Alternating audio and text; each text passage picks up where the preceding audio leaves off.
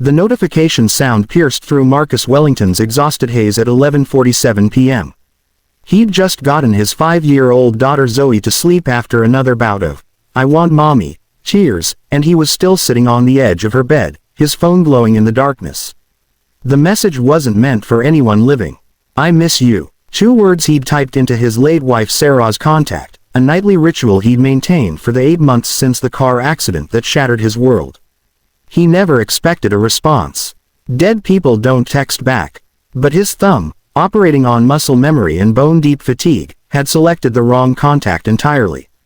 The message had gone to Victoria Chen, his boss at Henderson & Associates, the most formidable corporate attorney in Seattle, a woman whose icy professionalism was legendary, whose perfectly tailored suits seemed like armor, whose rare smiles never quite reached her eyes. Marcus's heart stopped. His hands started shaking so violently he nearly dropped the phone. "No, no, no, no, no," he whispered, frantically trying to recall the message, but WhatsApp's cruel design mocked him. 1 checkmark. 2 checkmarks. Read. He watched in horror as the 3 dots appeared, indicating she was typing. This was it. Monday morning, he'd be called into her office and dismissed. Single dad, barely holding it together, now sending inappropriate messages to his supervisor at midnight. Professional boundaries violated. He could already hear the HR representative's sympathetic but firm voice. The dots disappeared, reappeared, disappeared again. Then, at 11:52 p.m., Victoria Chen's response arrived. "I miss you too." Marcus stared at the screen until the words blurred. This had to be autocorrect. A mistake on her end. Or maybe she was being sarcastic, her way of making him squirm before the inevitable termination. Victoria Chen didn't do emotions. In the 2 years he'd worked under her, he'd never seen her discuss anything personal. She arrived first, left last, worked through lunch, and expected everyone else to match her inhuman standards. He started typing an explanation, an apology, anything to undo this disaster, but another message came through. "I assume this wasn't meant for me. But for what it's worth, I understand that feeling. Good night, Marcus." He sat in the darkness of Zoe's room, her soft breathing the only sound, and felt something crack open in his chest. Not judgment, not dismissal, understanding. Sleep didn't come easy that night. Monday morning arrived with Seattle's typical gray drizzle. Marcus dropped Zoe at kindergarten, her tiny hand slipping from his with increasing ease, a development that simultaneously relieved and devastated him. She was adjusting to life without her mother. He wasn't sure he ever would. The office felt different, or maybe he was just paranoid. Every glance seemed loaded with meaning. When Victoria's assistant asked him to come to her office at 10, his stomach dropped. Victoria's corner office overlooked Elliott Bay, floor-to-ceiling windows framing the water like a living painting. She stood with her back to the door, her silhouette sharp against the gray light. "Close the door, please," she said without turning. Marcus complied, his career flashing before his eyes. Good jobs were hard to find, especially with his need for flexible hours to manage Zoe's schedule. Victoria turned, and he braced for impact. But her expression wasn't angry. It was careful, controlled, but not cold. "About Friday night," she began. "Ms. Chen, I'm so sorry. It was completely inappropriate. I was exhausted. I wasn't thinking. The message was meant for..." He stopped, unsure how to explain texting his dead wife. "Your late wife," Victoria finished quietly. "I know, Marcus. I know about Sarah. I signed the bereavement leave paperwork, remember?" He nodded, throat tight. She moved to her desk but didn't sit, instead perching on the edge in a gesture that seemed almost vulnerable. "I owe you an explanation for my response. Or perhaps just honesty." She paused, and for the first time since he'd known her, Victoria Chen looked uncertain. "My husband left 2 years ago. Walked out on our marriage, our daughter, everything. Joint custody means Emma spends half her time with him and his new family, and the other half with me, where I'm constantly disappointing her by working too much, being too strict, not being fun like Dad and his girlfriend." Marcus felt his understanding of his boss completely recalibrate. "So when you said you missed someone," Victoria continued, her voice steady but softer than he'd ever heard it, "I understood that feeling. I miss who I thought my husband was. I miss the family I thought we were building. I miss my daughter when she's not with me. I miss feeling like I'm enough." She met his eyes. I spend a lot of time missing things, Marcus. I just don't usually admit it. The silence that followed wasn't uncomfortable. It was the silence of two people standing in similar storms, recognizing each other across the distance. How old is Emma? Marcus asked. 7. She's obsessed with soccer and anything purple, and she thinks I'm boring because I don't know any TikTok dances. A real smile, small but genuine, touched Victoria's lips. How's Zoe handling everything? And just like that, they were talking. Not boss and employee, but two single parents navigating impossible waters. Marcus told her about the bedtime tears, the questions he couldn't answer about why mommy couldn't come back, the crushing weight of being everything to someone so small. Victoria shared Emma's angry outbursts, her own guilt about choosing the partnership track, the loneliness of an empty apartment every other week. 20 minutes passed, then 40. Victoria's assistant knocked tentatively, reminding her of a conference call. They both startled, remembering where they were. "Thank you," Marcus said, standing. "For understanding. For not making this weird." "Marcus," Victoria said as he reached the door. "Would you like to grab coffee sometime? Not work coffee. Just parent coffee. I don't have many people who understand this particular challenge." He turned back, surprised. "I'd like that." Over the next few months, coffee became a regular thing. Wednesday mornings before work, they'd meet at a cafe halfway between their homes. They compared notes on the impossible math of single parenting, shared recommendations for therapists and grief counselors, and slowly, carefully, became friends. Marcus watched Victoria transform in increments. She started leaving work at 6 occasionally. She mentioned Emma's soccer games with pride instead of scheduling them like obligations. She laughed more, though her humor was dry and often self-deprecating. Victoria saw Marcus rebuild himself piece by piece. His smiles came easier. He talked about Sarah without his voice breaking. He made plans beyond just surviving the next day. Their colleagues noticed the change in both of them. Victoria became less demanding, more approachable. Marcus showed initiative he'd been too exhausted to demonstrate before. The office culture shifted subtly, becoming more human. It was Zoe who changed everything. 6 months after the infamous text, Marcus brought her to the office on a teacher workday when his backup childcare fell through. She was coloring at his desk when Victoria emerged from her office. "You must be Zoe," Victoria said, crouching down to the little girl's level. "I've heard wonderful things about you. I'm Victoria, your daddy's friend." Zoe studied her with the serious intensity only 5-year-olds can muster. "You're pretty. Like my mommy was pretty." Marcus froze, waiting for the grief to hit his daughter, but Zoe just kept coloring. "Thank you," Victoria said gently. "I bet your mommy was beautiful. Would you like to meet my daughter sometime? Her name is Emma, and she loves coloring too." Zoe's eyes lit up. "Really?" That Saturday, they met at a park. Emma and Zoe were shy at first, but within 20 minutes, they were racing toward the swings together, leaving Marcus and Victoria on a bench watching them.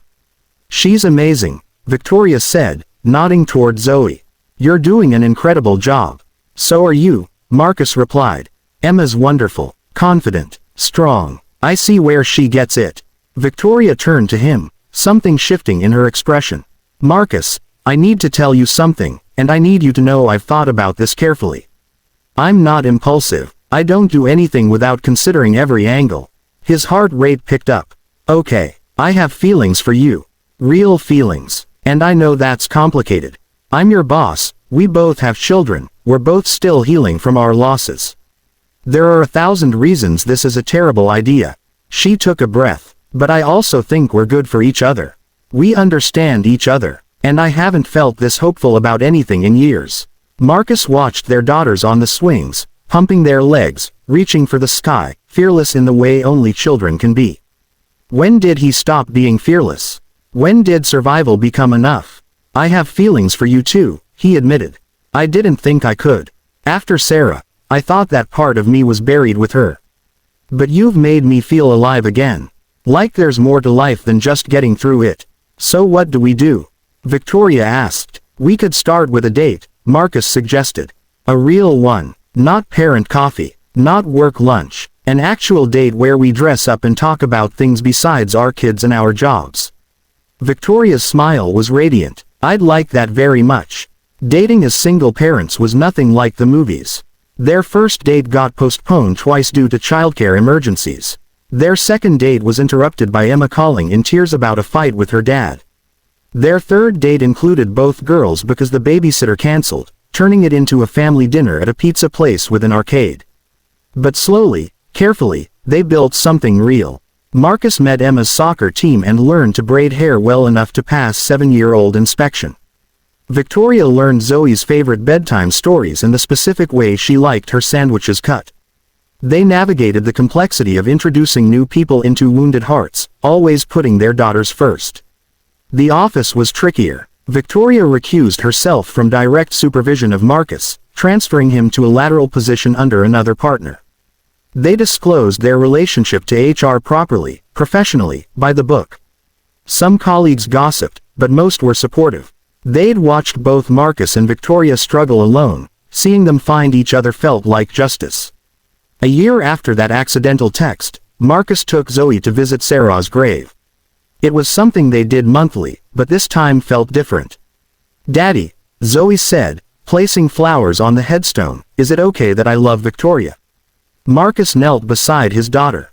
"Oh, sweetheart, yes, it's absolutely okay. Love isn't something we run out of. Loving Victoria doesn't mean you love mommy any less. That's what Victoria said about me and Emma loving our other parents," Zoe said seriously. "That love just gets bigger to fit everybody." "Victoria's very smart," Marcus agreed, his eyes stinging. "Do you think mommy would like Victoria?" Marcus considered the question honestly.